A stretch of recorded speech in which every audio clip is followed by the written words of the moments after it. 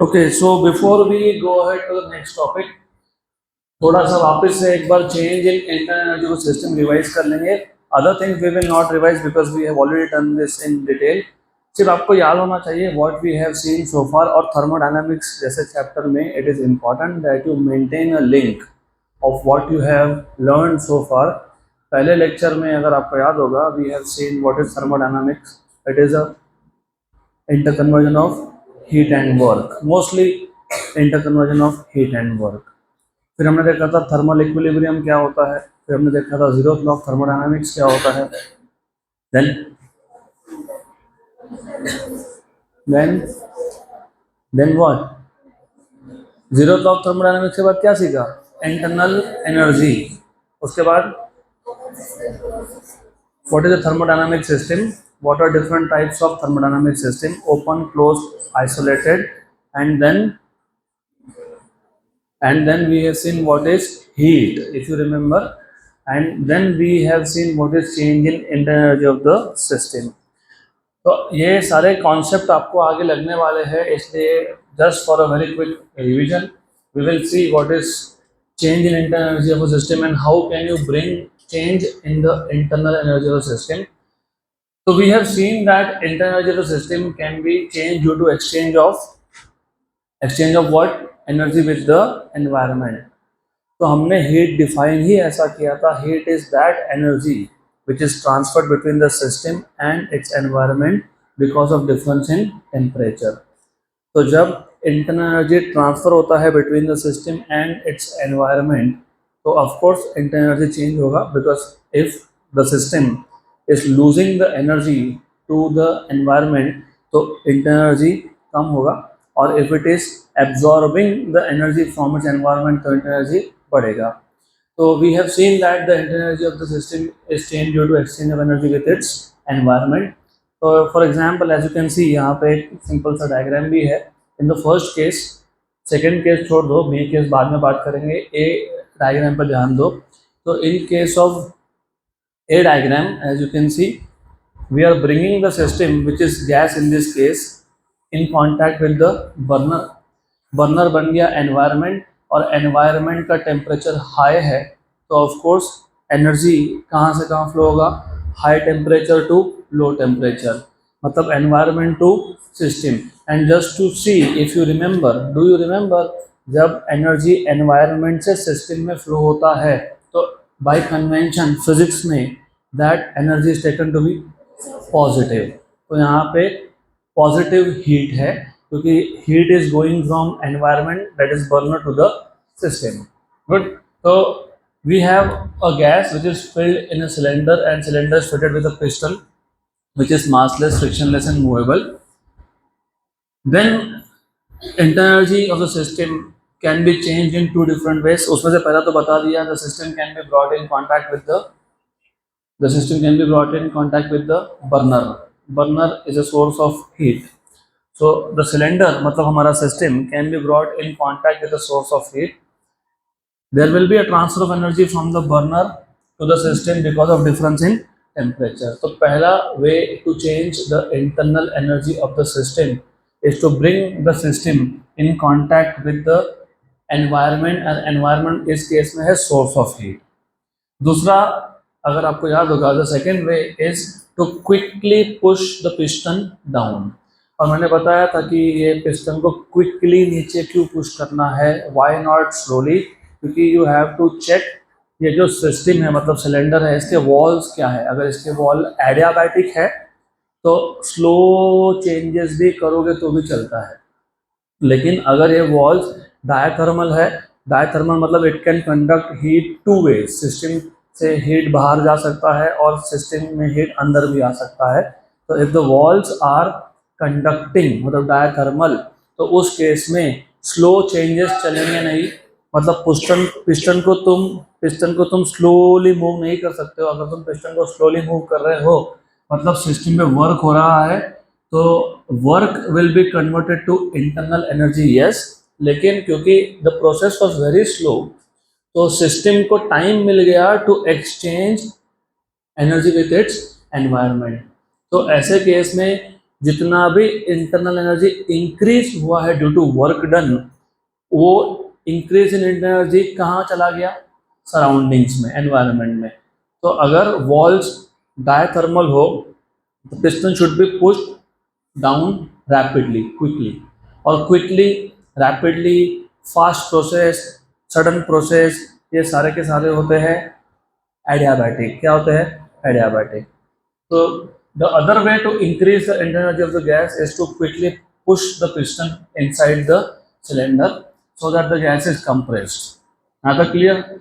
So the idea here is there are two ways in which you can change the internal energy. Number one is by heating. By heating मतलब by bringing the system in contact with the source of heat या फिर with the environment which is at a higher temperature, and number two is by doing work. Good. Before we go ahead, you should know what is a thermodynamic state. What is the meaning of thermodynamic state? If you remember, मैंने पहले भी बताया था, नहीं याद है तो कोई बात नहीं, पर इसके बाद याद होना चाहिए। स्टेट, ये जब तुम यूज करते हो ना फिजिक्स में, it is a particular condition of a system. For example, state of motion, किसी भी ऑब्जेक्ट का state of motion is describe by two parameters, actually तीन, लेकिन मैं दो की बात करूंगा, वेलोसिटी एंड एक्सेलरेशन। अगर एक ऑब्जेक्ट है जो रेस्ट पे है, what is the value of velocity? 0। What is the value of acceleration? 0। तो state of motion is given by values of velocity and acceleration. Now let us say I have an object which is moving with constant velocity, meaning to say it is covering equal distances in equal intervals of time. So it is moving with constant velocity, right? इस case में state of motion will be given by the value of velocity, some value, और acceleration क्या आएगा? 0। क्यों? क्योंकि velocity क्या है? Constant। अब ऐसा भी हो सकता था कि I have an object which is moving with non uniform velocity, मतलब वेलोसिटी बढ़ते जा रहा है। तो इस केस में वेलोसिटी की तुम वैल्यू बता नहीं सकते हो, 0 तो नहीं है लेकिन बता भी नहीं सकते हो, क्योंकि velocity is changing with time.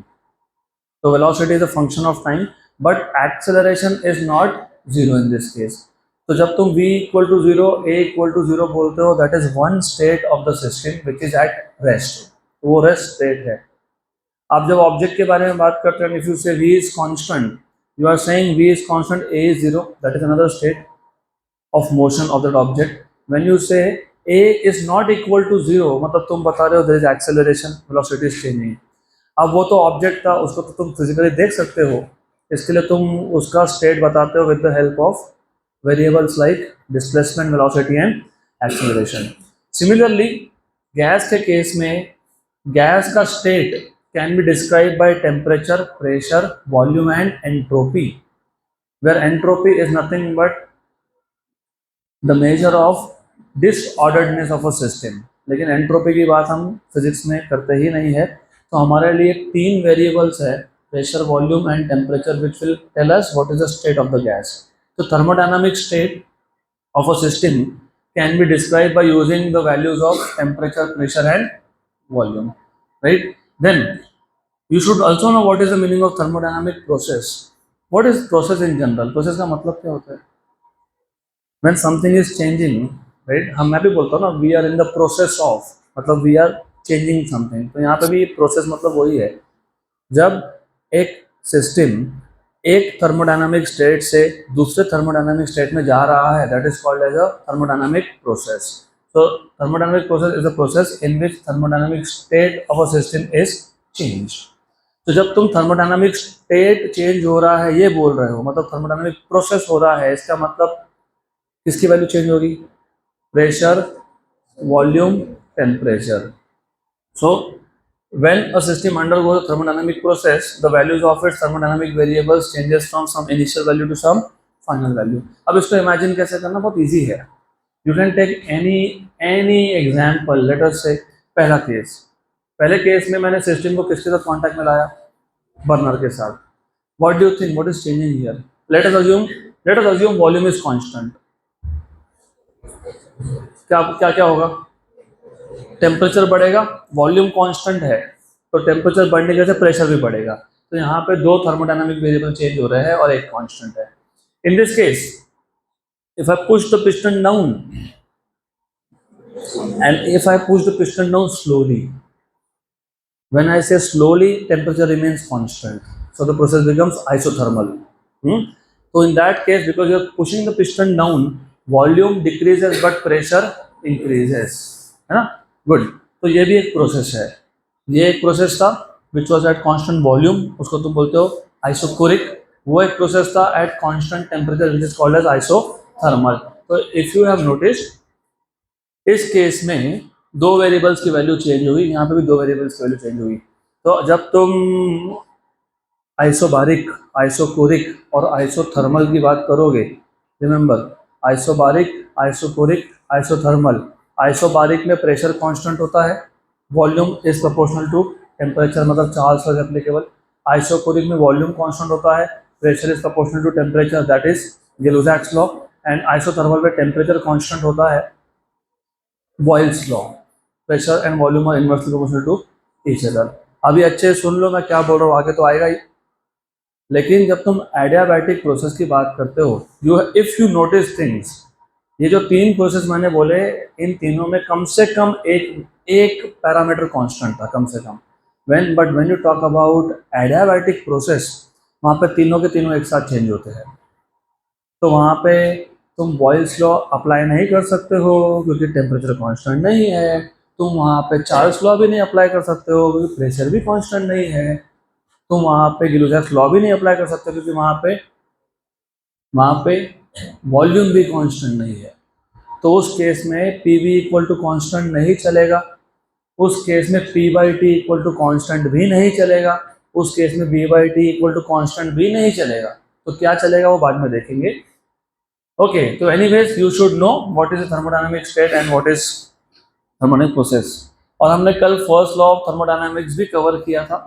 तो वेरी क्विकली, ये भी मैं बहुत फास्ट जाऊंगा. बहुत सिंपल है, एक सिस्टम है एंड एज यू नो, इस सिस्टम में you have a cylinder which is filled with a gas और it is fitted with a frictionless, massless and movable piston. और आपने इसको हीट सप्लाई कर दिया.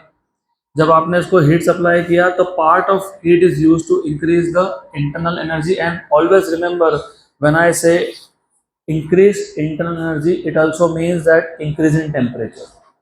So if there is no increase in temperature, there is no increase in internal energy.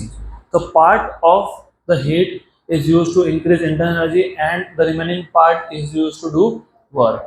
तो simple सी बात है, ये बन गया आपका statement of first law of thermodynamics. it tells you that the heat supplied to the system is partly used to increase the internal energy and partly used to perform work. Mathematically speaking, delta Q equal to delta U plus delta W. delta Q equal to delta U plus delta W. अब यहाँ पे भी बहुत important formulas तुमको याद होने चाहिए. Delta U मतलब कौन है ये? Change in internal energy. Do you remember Mayer's relation? Mayer's relation में मैंने बताया था कि जब वॉल्यूम कांस्टेंट रखा था तो जो इंटरनल एनर्जी का चेंज था तुमने डिनोट किया था DE से. किससे? और वो आया था एन सीवीडीटी. क्या आया था? एन सीवीडीटी. नाउ रिमेंबर, इसी इक्वेशन पे ध्यान दो. अगर मैं बोलता कि वॉल्यूम कांस्टेंट है, मतलब डेल्टा डब्ल्यू जीरो हो जाता, तो क्या बन जाता? Heat supplied equal to delta U. Delta U मतलब डीई और डी मतलब एन सीवीडीटी. तुमको तो पता ही है. तो डेल्टा यू तुमको पता है, लेकिन यहाँ पे वॉल्यूम कांस्टेंट है क्या? नहीं. तो यहाँ पे वर्क डन हो रहा है क्या? यस. तो तुमको इन सब में से क्या पता नहीं है वो बताओ. You don't know what is the formula of work done. So now today we will start with work done. And again, just a warning, हम यहाँ पे वर्क डन का एक जनरल फॉर्मूला डिराइव कर रहे हैं. ये जनरल फॉर्मूला है. फिर प्रोसेस टू प्रोसेस, मतलब isothermal, isobaric, isochoric, adiabatic, process to process work done का फॉर्मूला चेंज होगा. ये सिर्फ एक जनरल आइडिया है, जनरल कॉन्सेप्ट है अबाउट वर्क डन. तो ये वर्क डन का फॉर्मूला कहीं पे भी अप्लाई डायरेक्टली मत करना, पहले देख लेना प्रोसेस कौन सा है. गुड, पक्का पक्का. तो अभी वर्क डन के लिए अगेन मैंने आपको बताया था कि अभी एक स्टेटमेंट है वो तुम दिमाग में फिट कर ही लो. Consider a gas filled in a cylinder fitted with a movable massless frictionless piston. तो हमारे पास एक गैस है. ये dx पे ध्यान मत देना, dx के बाद में बताता हूँ मैं. गैस है गैस के ऊपर ये जो आपको ब्लैक लाइन दिख रहा है, that is a movable piston, okay, and you have gas inside which becomes your system. और काइनेटिक थ्योरी ऑफ गैसेस में और थर्मोडायनामिक्स में यही चेंज है, वहाँ तुम बोलते थे गैस, यहाँ तुम बोलते हो system, gas system, gas system. अब ऐसा क्यों है वो भी समझ लो, आगे तो आएगा ही आपको। Kinetic theory of gases, it was purely gas, क्योंकि तुम सिर्फ गैस की बात कर रहे हो। हम गैस को यहाँ सिस्टम क्यों बोलते हैं, क्योंकि थर्मोडायनामिक्स में you will learn how does a heat engine operate. अब हीट इंजन में 3 टाइप के इंजन होते हैं, एक्चुअली 2 होते हैं, internal combustion engine and external combustion engine. Internal combustion engine वो इंजन होता है जिसमें फ्यूल इंजन के अंदर बर्न होता है, इंटरनल कंबशन इंजन। तुम भी वही करते हो ना, गाड़ी में पेट्रोल डालते हो, राइट, और तुम उसके बाद गाड़ी को किक मारोगे या बटन दबाओगे और चालू होगा, है ना। पेट्रोल तुमने जलाया क्या, करना भी मत, वेरी डेंजरस। हमने तो नहीं जला गया ना, वो पेट्रोल अंदर के अंदर बर्न हो रहा है, इंटरनल बर्न हो रहा है, इंटरनल कंबशन इंजन। और इंटरनल कंबशन इंजन में 2 टाइप होते हैं, petrol and diesel engine. And then you have external combustion engine, steam engine, जहां पे तुम वाटर को ऑलरेडी स्टीम बना के बाद में इनपुट देते हो, राइट। तो अब प्रॉब्लम यह है कि गैस क्यों नहीं बोल रहा हूं मैं, क्योंकि पेट्रोल इंजन में जो तुम्हारा सिस्टम है, it is basically fuel vapour, मतलब पेट्रोल वेपर, गैसोलीन बोलते हैं उसको, एंड कॉम्बिनेशन ऑफ एयर। तो it is not just gas, it is basically air plus vapour of fuel. Good. तो anyways will talk about that later. अब work done समझ लेते हैं। ये जो पिस्टन था इसका क्रॉस सेक्शनल एरिया मान लिया E, और जो गैस का प्रेशर है उसको बोल दिया P। अब because of the pressure of gas, pressure कहाँ से आता है ये भी पता होना चाहिए। How did you derive the equation of pressure? Molecules का कोलिजन हो रहा था, इसके साथ, वॉल्स ऑफ द कंटेनर के साथ। तो मॉलिक्यूल्स तो पिस्टन के साथ भी कोलाइड होंगे, पिस्टन के साथ कोलाइड होंगे तो दे विल इम्पार्ट मोमेंटम, मतलब वो पिस्टन को धक्का दे रहे हैं basically. Now because of this pressure, because of this momentum, piston displace होगा, क्या होगा, displace होगा। So due to this pressure the piston moves upward. Let us say it moves upward by a small distance dx.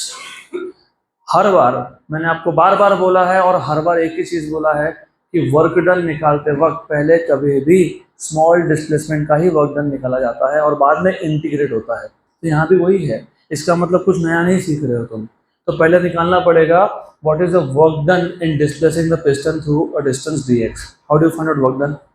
Force into displacement, right. तो force is F and displacement is dx। तो small amount of work done is F dx, right.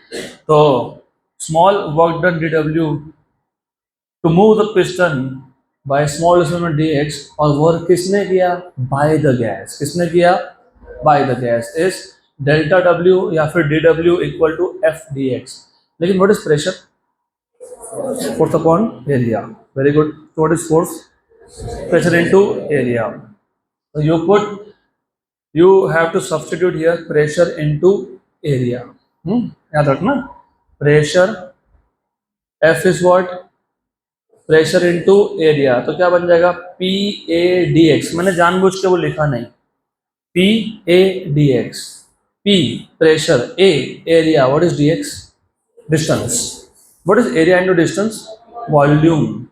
लेकिन area into small distance is change in volume, change in volume dV या फिर delta V।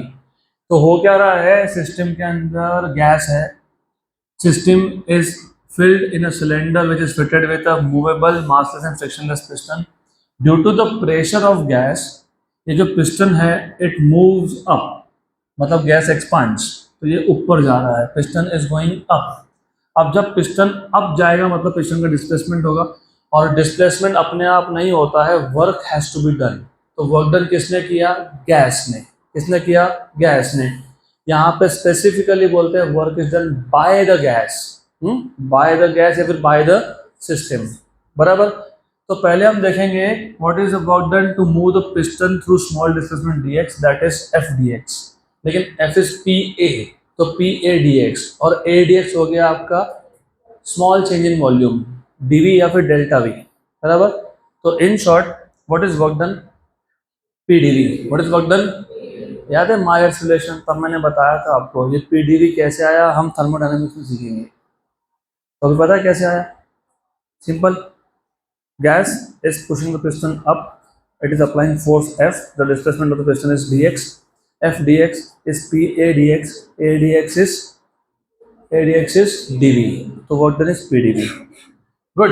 then हमने अब तक तो सिर्फ small displacement देखा, लेकिन if I want to calculate total work done in increasing the volume from Vi to Vf, तो हमारे पास एक गैस था, उस गैस का जो इनिशियल वॉल्यूम था वो था वी इनिशियल, और बिकॉज ऑफ द प्रेशर उसने गैस ने पिस्टन को ऊपर शिफ्ट कर दिया and the final volume becomes Vf। So let Vi be the initial volume of gas and Vf will be the final volume of gas. Total work done कैसे निकालते हो, bye integration, right.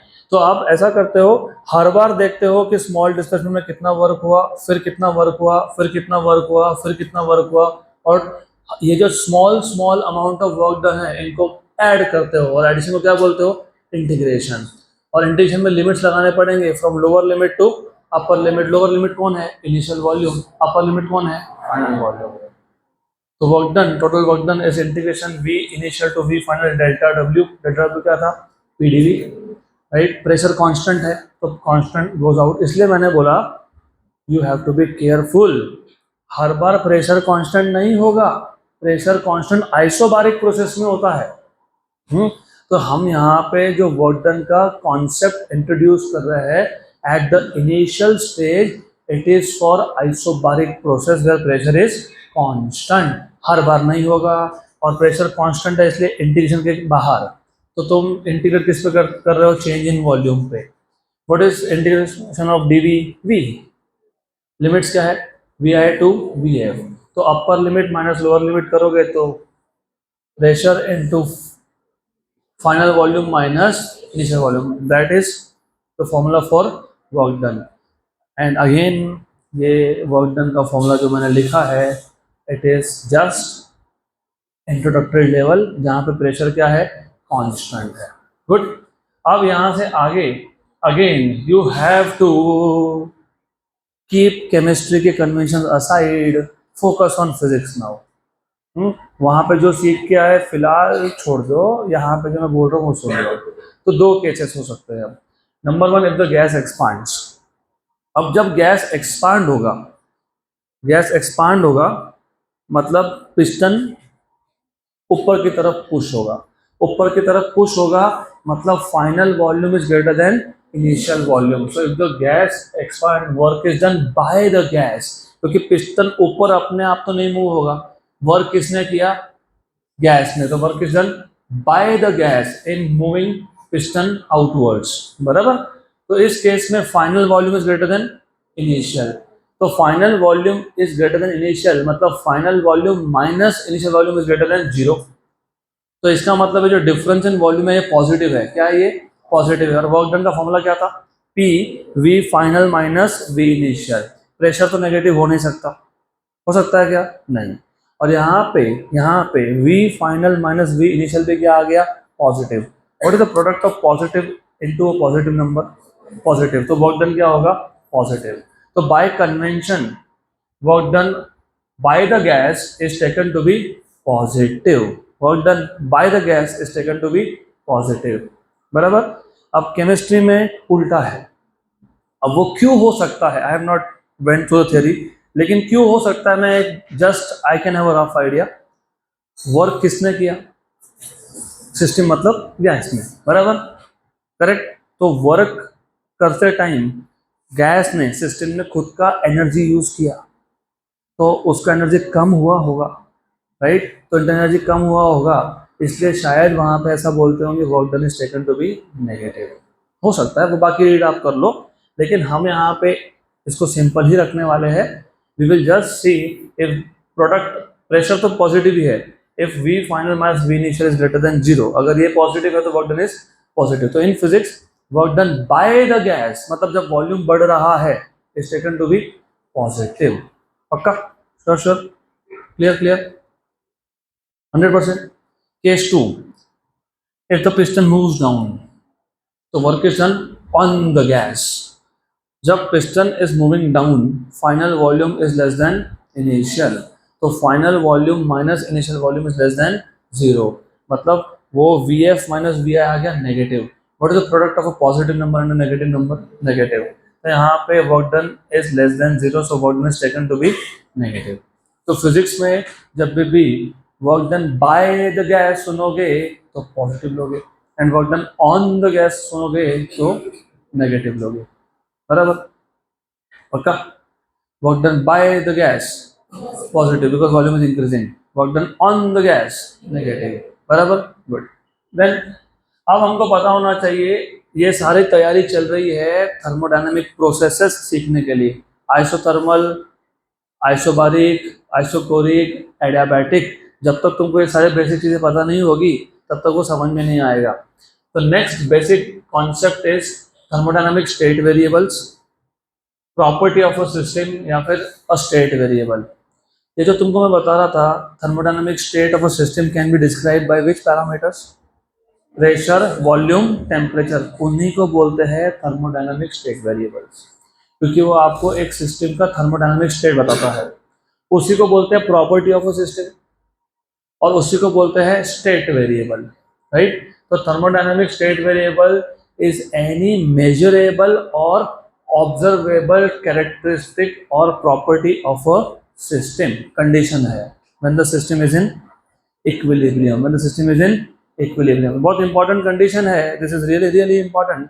बताता हूँ क्यों, लेकिन सबसे पहले it is any measurable or observable characteristics or property of a system. Can you measure pressure?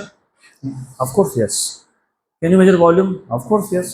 Can you measure temperature? Of course yes. इसलिए मैंने बोला ना, प्रेशर, वॉल्यूम एंड टेम्परेचर ही थर्मोडायनामिक स्टेट वेरिएबल होते हैं.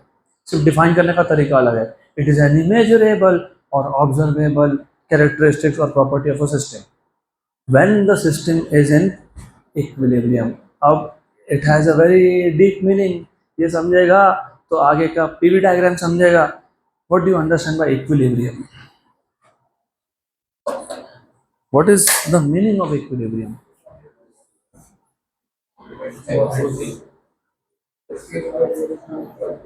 फिर आगे वापस से फोर्सेस पे. मैंने कल ही बोला था, फोर्स जब तुम बोलते हो फोर्सेस बैलेंस तो तुम बात कर रहे हो मैकेनिकल इक्विलिब्रियम की.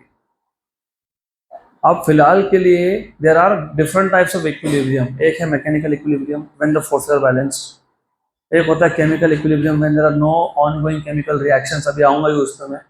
एक होता है thermal equilibrium when the temperature of the body is same throughout. Right? या the temperature of the body and the surrounding is same, उसको बोलते हैं थर्मल इक्विलिब्रियम. इक्विलिब्रियम इन जनरल मतलब होता है there are no changes of any kind. अभी याद रखना, इक्विलिब्रियम का मतलब होता है there are no changes of any kind. ना प्रेशर चेंज हो रहा है, ना वॉल्यूम चेंज हो रहा है, ना टेम्परेचर चेंज हो रहा है. अब मैंने बोला कि क्यों इंपॉर्टेंट है. इट इज अ मेजरेबल और ऑब्जर्वेबल. तुम किसी चीज को मेजर करते हो तो तुम तब करते हो जब वो चेंज नहीं हो रहा है. अगर वो चेंज होते जा रहा है तो क्या मेजर करोगे? For example, I am an object, I start my motion. बताओ मेरा डिस्प्लेसमेंट कितना है? नहीं बता सकते क्योंकि मैं चलते ही जा रहा हूँ. मेरा डिस्प्लेसमेंट एक इंस्टेंट ऑफ टाइम पे कुछ और था, फिर कुछ और है, फिर कुछ और है, फिर कुछ और है. एक ऑब्जेक्ट जिसका वेलोसिटी चेंज होते जा रहा है, बताओ तो व्हाट इज वेलोसिटी? नहीं बता सकते तुम जब तक मैंने तुमको ये नहीं बोला बताओ वेलोसिटी उस टाइम पे कितना है. मतलब तुम टाइम को फ्रीज कर रहे हो तो उस टाइम पे वेलोसिटी की कांस्टेंट वैल्यू होगी, तब बता पाओगे. तो प्रेशर, वॉल्यूम, टेम्परेचर के साथ भी सेम केस है. अगर टेम्परेचर बढ़ता जा रहा है तो what is the temperature? You don't know, it is changing. If I ask you what is the pressure and pressure is changing, नहीं बता सकते. तो जब ऐसा स्टेट आए when there is no change of any kind, मतलब ना pressure change हो रहा है, ना वॉल्यूम, ना टेम्परेचर, तो वो क्या हो गया, इक्विलिब्रियम। तब मेजर करोगे ना, तब मेजर करोगे ना, जब चेंज नहीं हो रहा है तो ही मेजर करोगे। मेजर तब होता है when the parameters become constant। इसलिए ये आखिरी के जो 4-5 वर्ड्स है, they are very useful in thermodynamics. It is any measurable और ऑब्जर्वेबल प्रॉपर्टी और characteristic of a system but when the system is in equilibrium, क्योंकि जब तक सिस्टम इक्विलिब्रियम में नहीं है तब तक तुम मेजर ही नहीं कर सकते। तो इट इज चेंजिंग कंटिन्यूअसली, तुम मेजर नहीं कर पाओगे उसको। और ये वर्ड आगे बहुत काम में आएगा। Then a property is also called as state variable और वेरिएबल और सिस्टम वेरिएबल, और it is called as thermodynamic state variable. सब एक ही चीज का अलग नाम है। तो a property is called as a state variable. Then these properties describe the system, तो वो तो पहले बता दिया, thermodynamic state is describe by pressure, volume and temperature. So ये जो स्टेट वेरिएबल्स है वो क्या कर रहे हैं, सिस्टम को डिस्क्राइब कर रहे हैं, and are called as macroscopic properties. Okay, macroscopic, remember micro and macro. Microscopic is the parameters which are related with the molecules of the system, and macroscopic are external parameters. तो pressure तो external है, volume is also external, and temperature is also external. So these are which type of parameters? Macro. Which type of parameters? Macro. Good. अब ये जो variables है, thermodynamic state variables जो है, इसको हम दो कैटेगरी में क्लासीफाई करते हैं। So thermodynamic state variables can be classified into two types. One is called as intensive variables and other are called as extensive variables. सुना है पहले ये? So what are intensive variables? The variables which do not depend on the size of system are called as intensive variables. So thermodynamic variables which do not depend on the size of system are called as intensive variables, and the thermodynamic variables which depend on the size of system are called as extensive variables. The thermodynamic variables which depend on the size of system are called as extensive variables. ये इधर extensive होना चाहिए था, एक गलती से intensive हो गया। So you just have to understand the variables which depend on the size of system are extensive and which do not depend on the size of system are intensive। बराबर है ना, वो नोट्स में correction है इसलिए इधर डाला है मैंने, तो ये एक्सटेंसिव होना चाहिए, इंटेंसिव नहीं है, वो एक्सटेंसिव है। तो anyways, can you give me an example, at least one example of each? Intensive कौन सा, एक्सटेंसिव कौन सा? टेम्परेचर क्या है, इंटेंसिव। यहाँ विस्कोसिटी की बात नहीं हो रही फिलहाल, टेम्पररी। गैसेस की बात कर रहे हो, viscosity mostly plays a role in liquids mostly. चलो अभी देखो ऐसा है, how to imagine, let us take a container filled with a gas, और उसमें मैंने राइट एट द सेंटर एक पार्टीशन डाल दिया, बराबर। एक मेरे पास सिस्टम था, गैस था, प्रेशर, वॉल्यूम, टेम्परेचर की कुछ वैल्यू थी पीवीटी, टोटल मास था एम, टोटल वॉल्यूम था V, and I put a partition right at the center. तो which variables will depend on size? Volume, है ना, mass is half of, right? Correct? Good. So let us consider system in equilibrium. Let the system be divided into two equal compartments, each with half the original volume. It can be seen that pressure, density, temperature does not change, क्योंकि pressure size पे depend ही नहीं करता। Pressure depend करता है rho CRMS square, it depend on the root mean square velocity का square और density.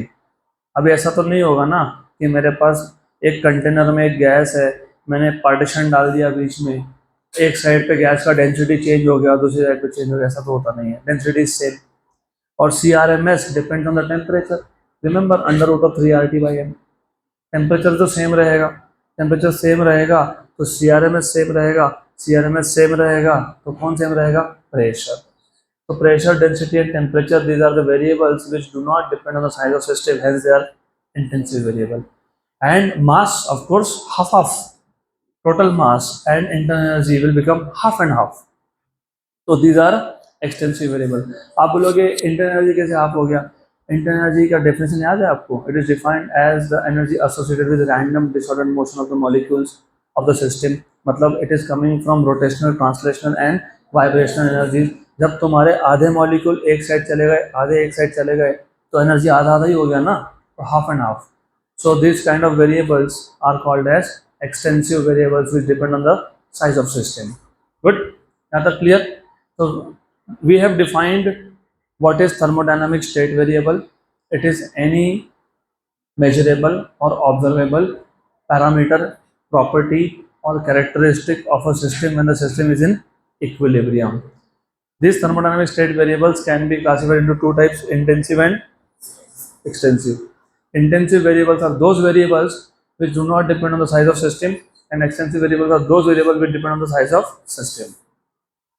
So let us talk about thermodynamic equilibrium now. मैंने इक्विलिब्रियम का आपको एक रफ आइडिया पहले ही दे दिया था। इक्विलिब्रियम मतलब there are no changes of any kind, nothing is changing, that is called as equilibrium. लेकिन अलग अलग टाइप के इक्विलिब्रियम होते हैं, mechanical, chemical, thermal, etcetera etcetera. अब ये थर्मोडायनेमिक इक्विलिब्रियम क्या होता है? तो system is said to be in thermodynamic equilibrium if it satisfies three condition simultaneously. जब एक थर्मोडायनेमिक सिस्टम तीन कंडीशंस को एक साथ साइमल्टेनियसली, इंपॉर्टेंट है, जब एक साथ वो सेटिस्फाई करे तो उसको बोलते हो thermodynamic equilibrium. Good. So a system is said to be in thermodynamic equilibrium if it satisfies three conditions of equilibrium simultaneously. पहला condition है it should be in mechanical equilibrium. तो mechanical equilibrium क्या होता है मैं बता चुका हूँ। A system is said to be in mechanical equilibrium if there are no unbalanced forces anywhere in the system or between the system and its surroundings. Good. तो पता होना चाहिए ये। When there are no unbalanced forces within the system, system में कहीं पे भी system के अंदर there should not be any unbalanced forces, and also there should not be any unbalanced forces between the system and its surroundings.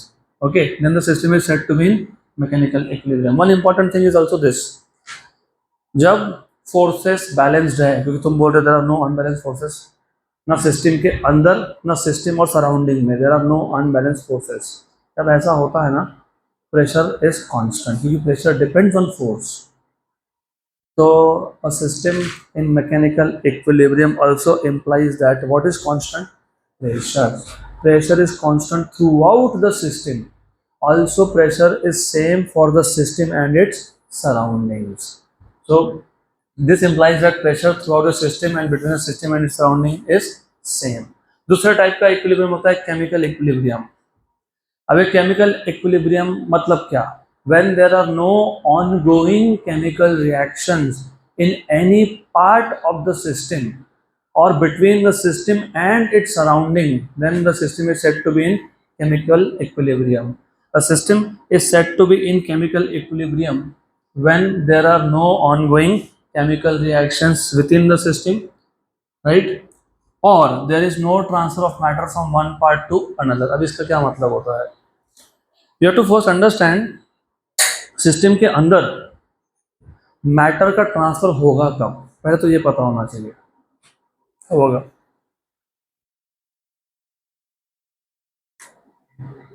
What is the meaning of mechanical equilibrium? Forces are balance, मतलब क्या constant है? Pressure. Done, good, very good. अब अच्छे से सुन लो मैं क्या बोल रहा हूँ। विंड कब फ्लो होता है? From high pressure to low pressure. Wind flow होना मतलब मैटर फ्लो होना, क्योंकि विंड फ्लो होना मतलब एयर इज फ्लोइंग, बराबर। अगर सब जगह पे प्रेशर सेम हो तो मतलब प्रेशर डिफरेंस जीरो है। Will any matter flow from one part to another? नहीं, बराबर यहाँ तक। अब अगर एक सिस्टम में हर जगह पे केमिकल इक्विलिब्रियम है, केमिकल इक्विलिब्रियम का मतलब है no ongoing chemical reactions. Imagine उल्टा इमेजिन करो कि केमिकल रिएक्शंस हो रहे हैं। You know, any chemical reaction is accompanied by either change in temperature or change in pressure. तो अगर केमिकल रिएक्शन हो रहे होंगे, ये हमारा क्लासरूम एक सिस्टम है, इमेजिन ये इस कॉर्नर में केमिकल रिएक्शन हो रहा है, मतलब यहाँ पे टेम्परेचर का चेंज हो रहा है, और चेंज इन टेम्परेचर मतलब चेंज इन प्रेशर होता है। मैं नहीं बोल रहा हूँ, गेलुज़ैक लॉ बता रहा है तुमको ये, मैंने कुछ नहीं बोला, मैंने बोला केमिकल रिएक्शन हुआ। केमिकल रिएक्शन में हीट जनरेट नहीं होता है क्या? होता है। टेम्परेचर चेंज होगा, होगा, प्रेशर चेंज होगा, होगा। तो एक कॉर्नर में प्रेशर चेंज हो गया मतलब बढ़ गया, क्योंकि यहाँ पे हीट जनरेट हुआ। जब प्रेशर चेंज हो गया, what starts flowing? Matter starts flowing, right. तो जब केमिकल इक्विलिब्रियम है, मतलब there are no ongoing chemical reactions anywhere in the system, मतलब there is no change in the temperature of system anywhere. इसका मतलब क्या? There is no change in the pressure, and there is no change in the pressure, there is no pressure difference, and when there is no pressure difference, no matter will flow. इसलिए ऐसा बोला है, there is no transfer of matter from one part to another part. Theory है thermodynamics, लेकिन बहुत interesting चीज है, because it forces you to think. अब तक तो नहीं सोचा वो मैटर का क्या मतलब आ गया। वो केमिकल रिएक्शन में हीट जनरेट होता है, टेम्परेचर बढ़ेगा तो गिलोज़र्स लॉ के हिसाब से प्रेशर बढ़ेगा। एक कॉर्नर में प्रेशर बढ़ गया, दूसरे में कम है, तो matter will start flowing from higher pressure to lower pressure. But also there should not be transfer of matter between the system and its surroundings। है तो क्लियर? गुड। और एक चीज इंपॉर्टेंट है, जब एक सिस्टम में ऑनगोइंग केमिकल रिएक्शंस नहीं हो तो सिस्टम का कंपोजिशन हर जगह पे सेम होता है। What is the meaning of composition?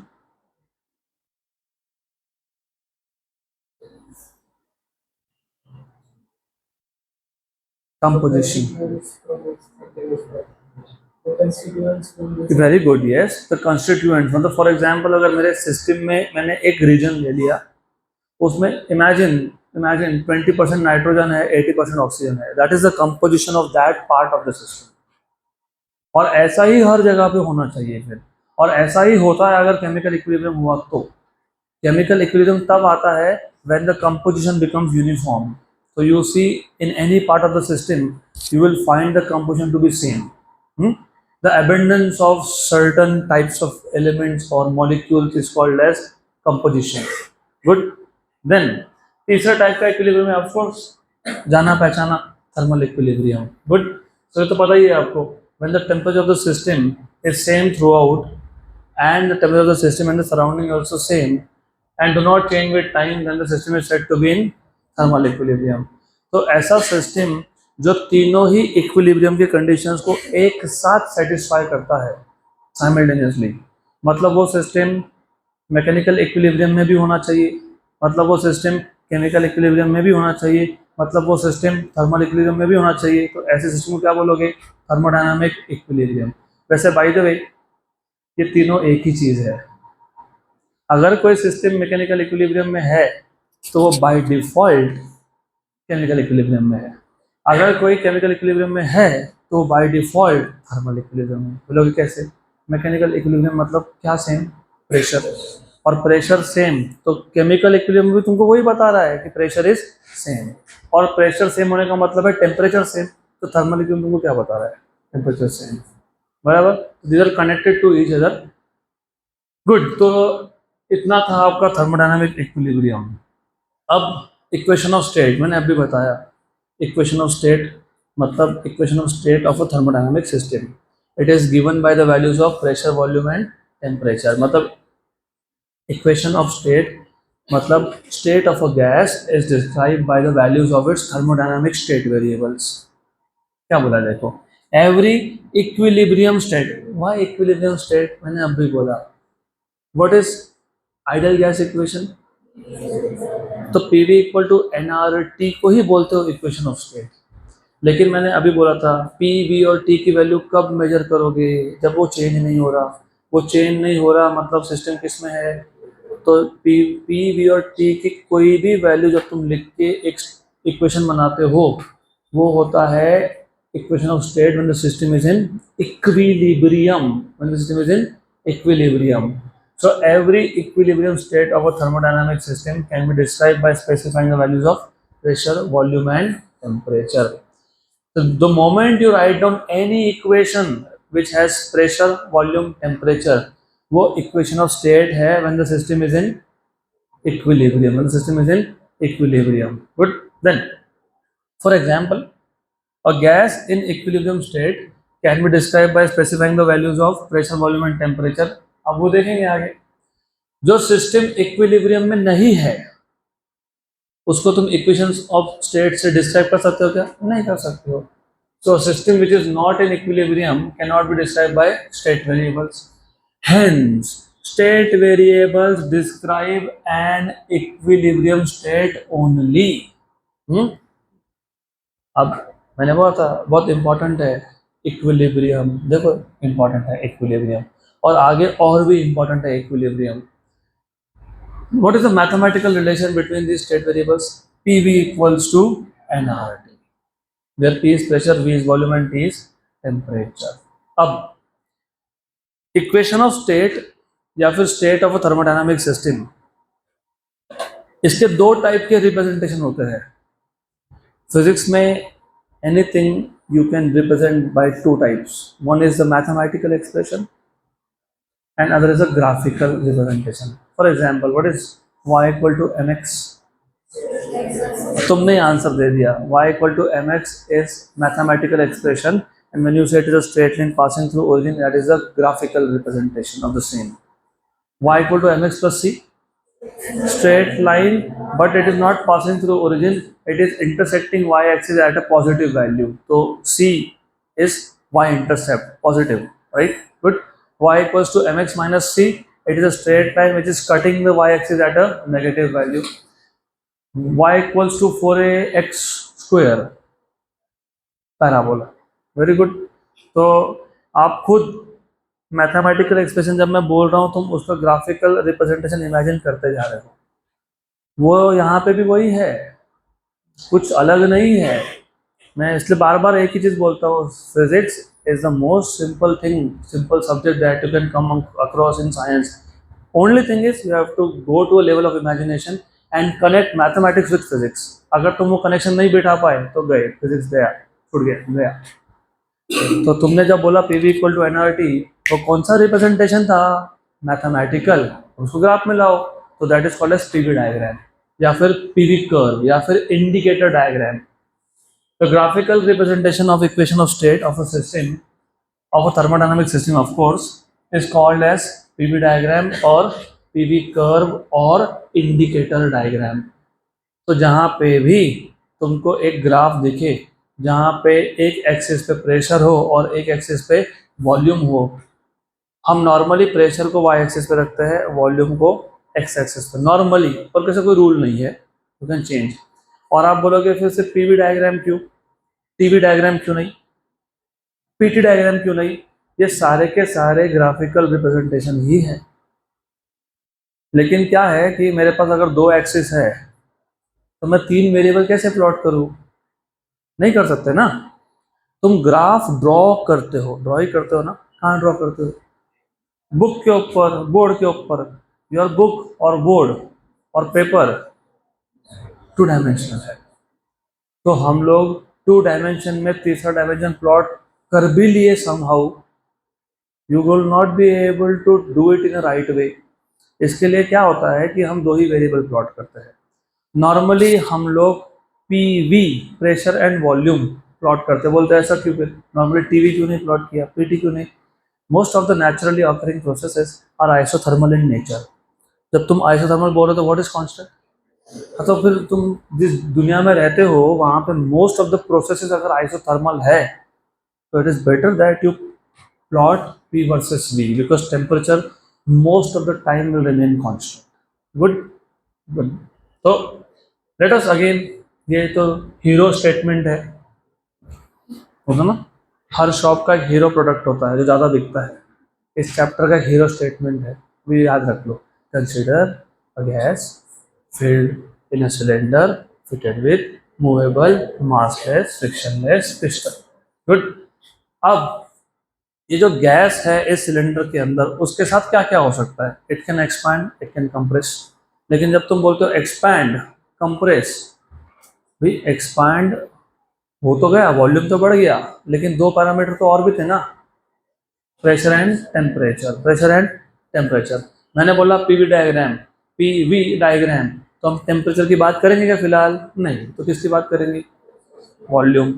तुमने बोला वॉल्यूम एंड प्रेशर मतलब, तो तुमने बोला द गैस कैन एक्सपांड, मतलब volume is increasing at varying pressure, बराबर, good. It can compress at varying pressure, मतलब वॉल्यूम बढ़ सकता है with change in pressure, varying pressure, volume कम हो सकता है with change in pressure, varying pressure. And number 3, it can expand at constant pressure also. लेकिन जब तुमने बोला it can expand at constant pressure, you are saying Charles law is applicable, तो temperature will change in that case. Anyways, इन तीनों ही case में तुम वर्क डन का सेम फॉर्मूला ही यूज करोगे, that is pressure into final volume minus initial volume. तो एक एक करके देखते हैं। अच्छा, फिर आप बोलोगे तुमने बोला expand at varying pressure, compress at varying pressure, expand at constant pressure, फिर कंप्रेस एट कांस्टेंट प्रेशर क्यों नहीं बोला? अरे तुम कर लो ड्रॉ, हर चीज यहाँ थोड़ी कर सकते हैं हम लोग। तो 3 केस लेता हूँ मैं, you have also compression at constant pressure. मैं 3 ही केस डिस्कस करूंगा। कौन सा? Expansion at varying pressure, compression at varying pressure and expansion at constant pressure. तो पहला, expansion at varying pressure. For a gas expanding at varying pressure, the graphical representation PV diagram is shown in figure below. बता देता हूँ मैं। अब of course expansion है तो piston कहाँ जा रहा है? कहाँ जा रहा है? कहाँ जा रहा है? ऊपर, ऊपर जा रहा है। तो work done by the gas है, और work done by the gas क्या आता है? पॉजिटिव। क्या आता है? पॉजिटिव। देखो ये इनिशियल स्टेट था ए, ये फाइनल स्टेट है बी। इनिशियल स्टेट पे वॉल्यूम की वैल्यू है वी आई, प्रेशर की वैल्यू है पी आई, फाइनल स्टेट पे वी एफ और pressure is P F. Now few things are very certain the moment you say expansion, and if you are studying thermodynamics in physics, volume final is greater than volume initial, the work done is positive. अब graph से work done कैसे निकालोगे? It is area under the curve. तो to find out work done from graph, mathematical तो तुमको पता ही है। तो in this case final volume is greater than initial volume and final pressure is less than initial pressure, क्योंकि it is very obvious pressure and volume are inversely related. Volume बढ़ेगा तो pressure कम होगा, सिंपल सी बात है। If volume is increasing pressure will decrease. Work done will be positive, but work done is positive, which implies work is done by the gas to move the piston up, and work done in this case is given by area under the curve AB। तो ऐसा graph देखेगा आपको। Good, well अभी हम वहाँ आए नहीं है, लेकिन बता देता हूँ।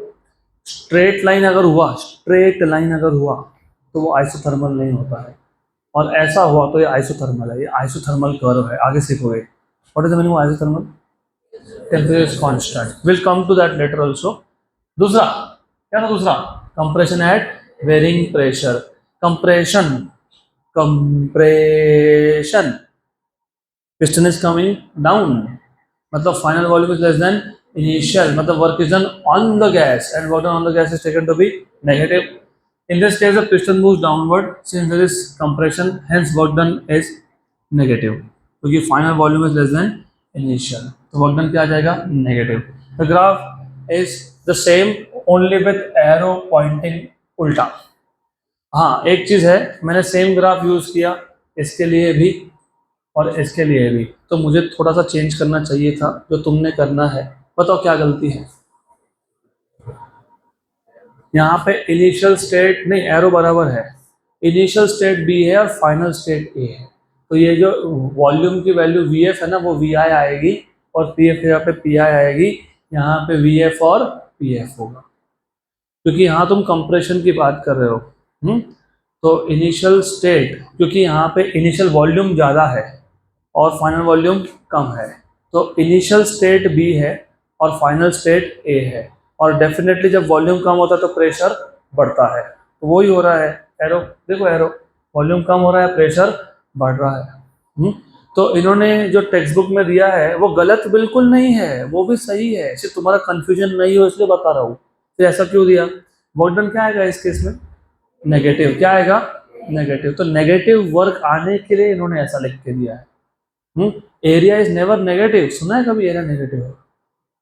तो ये जो area under the curve is never negative, तो सिर्फ आपका value of the work negative आने के लिए ऐसा लिख के रखा है उन्होंने। तो दे आर ऑल्सो राइट, लेकिन we will not follow because otherwise it will create confusion. So as you know, work done on the gas by the piston is given by the area under the curve. So work done in this case is negative and it is given by area under the curve. Any guess how will expansion at constant pressure look like? Pressure constant है तो straight line parallel to volume axis, straight line parallel to volume axis, क्योंकि pressure same है, volume change हो रहा है। Okay, तो the gas can also expand at constant pressure. Now you have a diagram, you see A is initial state, B is final state, volume is increasing but the value of pressure is the same। बराबर, correct, पक्का। अब इसी graph को अगर मैंने तुमको बोला होता टेम्परेचर वॉल्यूम ग्राफ पे ड्रॉ करो, कैसे दिखेगा?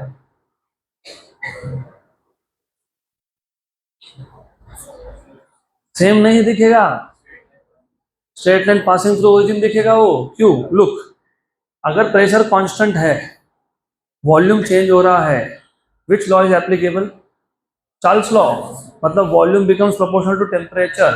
प्रोपोर्शनलिटी को हटाओ, एक कांस्टेंट लिखो, v equal to m into T. तो v equal to slope into T. एक y एक्सिस है, एक x एक्सिस है, y इक्वल टू mx है। It is a straight line passing through origin. तो यही ग्राफ टेम्परेचर वॉल्यूम एक्सिस पे will be a straight line passing through origin. ये same graph याद रखना अगली बार से। वैसे I will take enough of examples, तो मैं बताऊंगा, एक ग्राफ दूंगा, बोलूंगा चलो कन्वर्ट करो, पीवी को टीवी में कन्वर्ट करो। Okay, then so it is a straight line parallel to volume axis if and only if it is a PV diagram.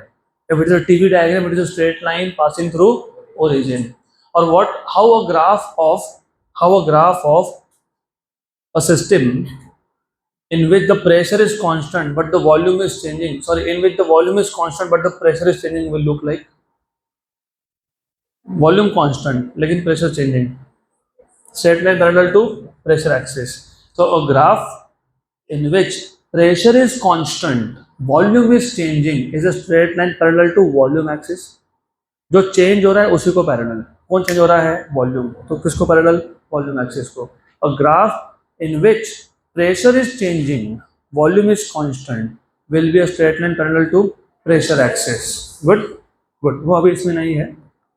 तो in this case also work done will be positive. अब यहाँ पे work done positive, it is given by area under the curve. सही है, बराबर। इसको भी mathematical आंखों से देखो, हमारे आंखें तो विजन ही है। भगवान की भाषा, अगर if you believe in God, is mathematics.